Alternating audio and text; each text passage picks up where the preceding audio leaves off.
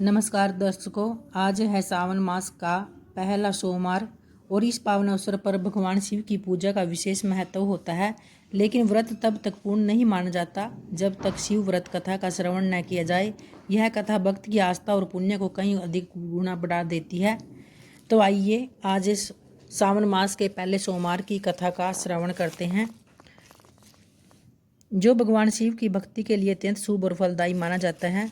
इस दिन शिव भक्त व्रत रखकर जलाभिषेक कर रुद्राभिषेक कर विशेष पूजा अर्चना करते हैं। लेकिन सावन सोमवार की पूजा तब तक अधूरी मानी जाती है जब तक शिव व्रत कथा का श्रवण या पाठ न किया जाए। यह कथा न केवल भगवान शिव की कृपा को आकर्षित करती है बल्कि मनोकामनाओं की पूर्ति का भी मार्ग भी खोलती है।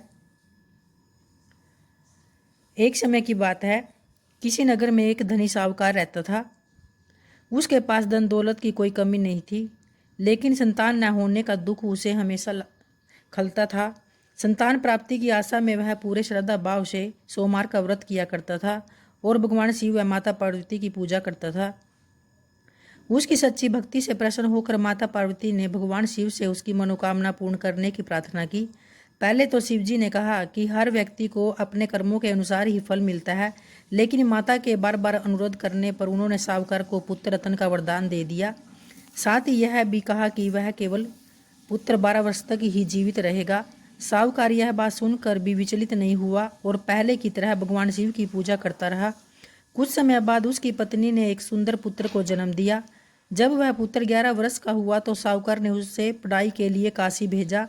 साथ में उसके मामा को भी भेज दिया, जिसे रास्ते में यज्ञ और ब्राह्मणों को भोजन कराने का आदेश मिला था।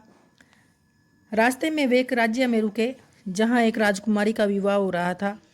दूल्हा एक आंख से काना था और यह बात छुपाई नहीं जा सकती थी।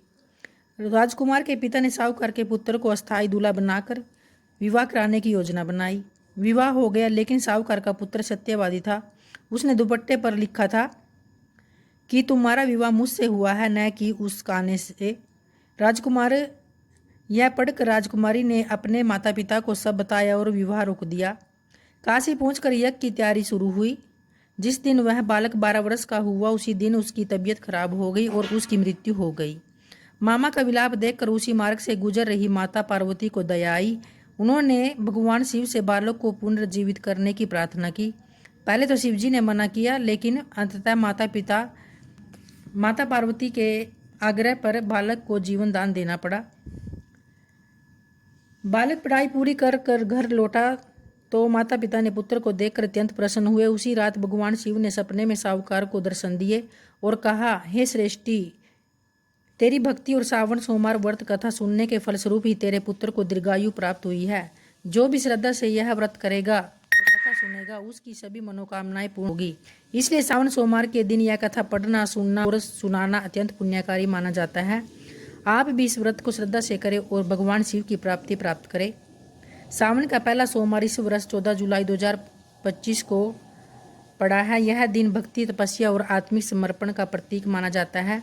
सावन सोमवार का व्रत कोई साधारण अनुष्ठान नहीं, बल्कि भगवान शिव के प्रति गहरे विश्वास और श्रद्धा का एक दिव्य अभ्यास है, जिसे मनोकामना पूर्ति का श्रेष्ठ माध्यम माना जाता है। इस व्रत का एक महत्वपूर्ण हिस्सा होता है सावन सोमवार व्रत कथा का श्रवण और पाठ। यह कथा एक व्यापारी की कहानी है, जिसकी अटूट शिव भक्ति ने उसे न केवल संतान सुख प्रदान किया, बल्कि उसके पुत्र को मृत्यु के मुंह से भी वापस लौटा दिया। यह पौराणिक प्रसंग यह दर्शाता है कि सच्चे मन से की गई शिव आराधना जीवन में सबसे कठिन संकटों को भी टाल सकती है और हर प्रकार की कामना को पूर्ण कर सकती है। तो ये थी दर्शकों सावन मास के पहले सोमवार की पावन कथा। अगर कथा पसंद आई हो तो वीडियो को लाइक व शेयर अवश्य करें। जय शिव शंकर। धन्यवाद।